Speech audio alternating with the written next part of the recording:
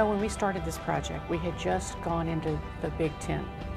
And academically, our stature, we were overwhelmed by not really measuring up. And there was a sense of how are we going to compete? And so we had begun this planning process for how to become a stronger college, how do we gain visibility? And one of the pieces of that was facility. And literally when I started that project, longtime faculty member said to me, raised his hand in a meeting and said, I can get this other stuff, but why do we need a facility? And he was literally sitting at a desk where the linoleum was ripped off of it.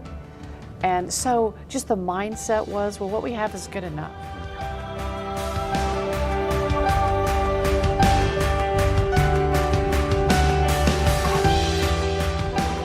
As you were going through that process and building momentum and you were friend raising and fundraising, what did you realize that you needed? What was missing? So we reached out and made contact with you all.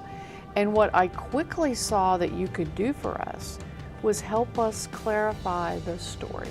And so I think when you all came, and I remember you interviewed on videotape many of our alums, people we thought might be potential donors, almost all of them turned out to be. We began to hear what was in their hearts and how they thought of the college. And it helped redirect what we were doing. And so that was really a turning point for me and for then our organization in figuring out how we're going to go about this. What is our story?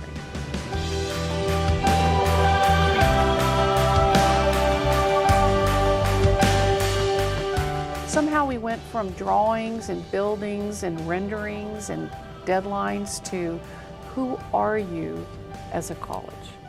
And then I saw that not only did you help us tell that story in the soliciting, but we realized we needed to tell that story in the building once we built it. So now, talk about that. Within So the building, we pull those emotions in. Any person who walks through that building, in the evenings, on the weekends when there aren't staff around, they can walk through and immediately get a sense of the spirit who's there in every classroom. And I think this was actually, you guys had this idea. We did end up putting donors' names on some classrooms, and we offered them the opportunity to put their favorite quote about leadership or business in the classroom. That meant more to people than their picture and their name. And so throughout the building, you get a sense of those who walked before. You'll see a picture of Warren Buffett, one of our most famous graduates. You'll see pictures of the people who built that building. You'll see pictures of current students. You'll see a display about all of our student athletes. 25% of the students who are athletes study business. We're very proud of that.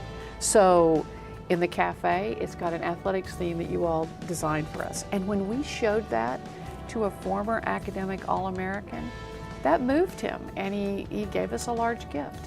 So what drew people in with their gifts, their treasures, if you will, was the sense of connecting, I think, to the spirit of the building more so than the limestone and the floors and the wood. Prospective students, they're looking for places where, could I feel comfortable here? Or could I see myself there? We'll bring them in and give them tours and have them sit down in one of those classrooms on that front row. Could you see yourself here? And all of a sudden their eyes light up. This generation is about the experience, and they don't want to wait. They want things now, and they want experiences on day one. The building just created this opportunity to rethink who we were and then how we present ourselves to the world. There's a visual you all did about who our major partners are, who our major employers are. When parents come, they walk in the front door, and right down the hall is the Career Center. So what they see is, oh, not only are they going to educate my child, but they're going to get him a job. And it's done so much for the whole campus. It's raised every college's aspirations about how they present themselves and what their own needs are. Because everybody's starting to recognize just what you said, this generation of students, it's about the experience. But I think that doesn't just mean opulence. It's about, is there something happening inside of there where I could see myself?